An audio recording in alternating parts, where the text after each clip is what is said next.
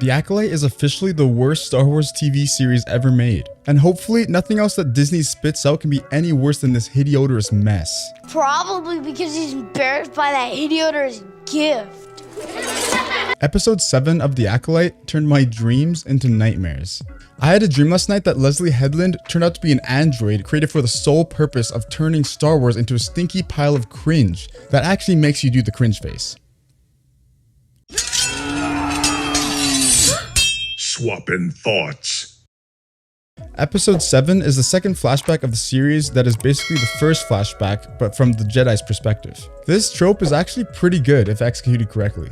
But the main problem of this flashback is the story. Instead, they made it a ripoff of The Phantom Menace. It starts out with Sol, Indara, Kelnaka, and Torben on a mission where they are trying to find a virgins in the Force, which sounds pretty vaguely familiar. So they're going around with metal detectors for 7 months, looking for virgins in the ground or something. Torben is constantly whining about wanting to go home, and that's pretty much the extent of his character.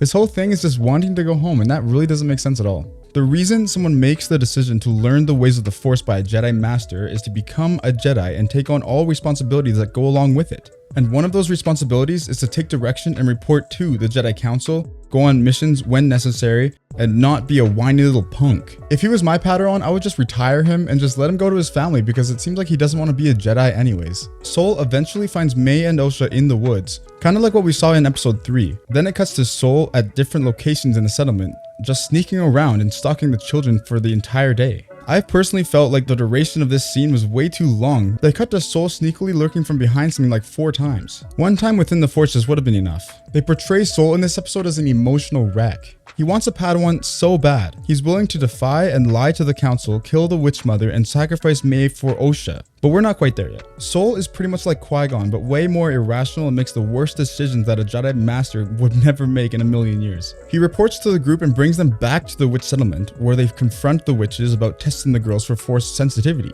We get to see into the mind of Torben this time, with the witch mother tempting him with the idea of going home, to which she corrupts his mind and he falls to his knees. We move into the scene where they're just basically testing May and Osha, and we basically just see the part of it that we didn't see before. So we get to witness May's test. Sol realizes that she was told to lie, so he attempts a different approach on Osha. They test the blood samples and find that the twins have a very high M count, as they call it.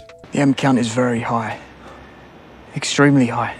They also find out that the twins are actually one person split into 2 somehow. They recognize that this is the virgins in the Force that they've been looking for. After hearing this, Torben goes hog wild and basically takes off to try and forcefully take the girls so that they can go home. May gets in a Force fight with her other mother, and she tells her to get angry. So May starts smashing the control panel so no one can leave. May acts really surprised as she sets the book on fire and tries to stamp out the fire where there is nothing to burn. I would be surprised too if I just witnessed bricks and stone catch fire. That would be inconceivable. Inconceivable! Sol confronts Anastasia about the twins, and she starts vaporizing into final boss form, and for reasons unknown, May starts to wither away as well. This obviously startles Sol, and so he stabs the witch mother in the chest before she can reach her final transformation. Right before she dies, she says, I was going to let Osha go. This statement makes Sol look more like the bad guy, and now he feels guilty for killing her. The other mother obviously gets upset by this and lets out some very gremlin sounding screams as she starts attacking Sol.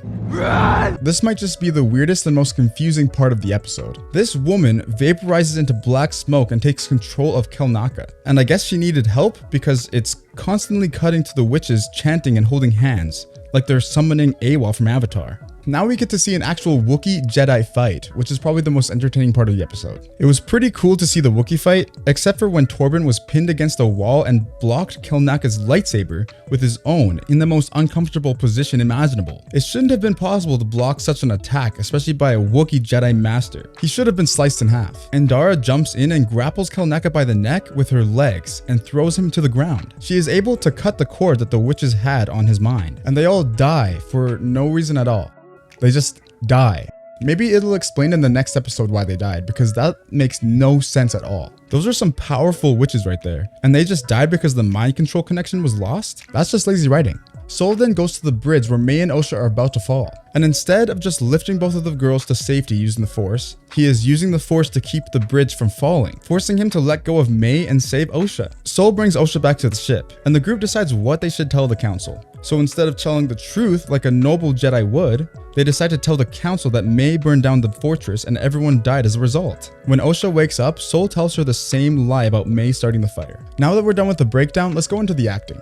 The only actors that are pretty good in this show is Sol, Indara, and Torben. They're just doing what the script says, so I can't really blame them for how they're portraying their characters. However, the other mother with the spikes was the worst actor in my opinion. Fight me!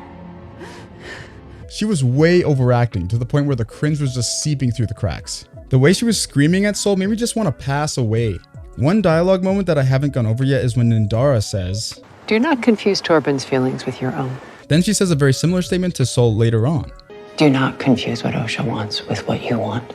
I guess Sol just has a problem with confusing his feelings with others' feelings because he is constantly getting just scolded by Indara. I do understand that they're trying to make a point that Sol has this desire that might not be other people's desire. It might just be his own. So they have to say it twice to get it through our thick skulls that Sol wants a Padawan so badly that he's just following his own judgment rather than the will of the Force. However, it still just seems like a bit more lazy writing. Like they couldn't find any other way to phrase that. If I were to try to find the good parts in this episode, I would say it would be the Wookiee fight scene, because it's just entertaining to see Torben just get thrown around like the little twerp he is, and the use of the one flashback, two perspectives trope. That one actually kind of got me excited at the beginning, but they didn't end up doing very much with it. They could have added so much more to make the story more intriguing, so that was a bit disappointing for me. By the end of this episode, the Jedi are seen as these child-snatching, culture-crashing, dim-witted buffoons who only care about their own selfish needs. Torben just wants to go home, Sol desperately wants a Padawan, and Indara, being the leader of the group, doesn't want the council to think that her mission was a disaster, so she is the one that suggests that they lie to the council about everything. She actually might even be the worst Jedi here, because Sol was going to tell the truth, but she gaslights him by saying, Why would you do that to her? After everything this little girl has lost tonight, you take away her dream as well? She puts 100% of the blame on Sol, even though a good leader, especially a Jedi Master, would put all the blame on themselves and accept full responsibility for others' actions. This is the most despicable thing I've ever seen from a Jedi Master. I would even argue that it's worse than the actions of Sol or Torben. Being a leader is the most important job in any mission, and I hate to see Jedi behave in such a childish manner. This episode also makes the witches look like the victims of a Jedi massacre, like they're just trying to defend their home from invaders, when in reality, they utilized the dark side and were training the twins to be their own secret weapon. This episode might have been the worst episode so far, not because of the cringe level. I still give that to episode 3. It's because we waited this long to see the other half of what happened in the flashback, only to be met with a very disappointing portrayal of the Jedi, and a fairly boring narrative. If you enjoyed this video, please feel free to leave a like and subscribe for more videos like this one. And swap your thoughts down below of what you think of episode 7 of The Acolyte. I've swapped my thoughts, and I'll see you in the next one.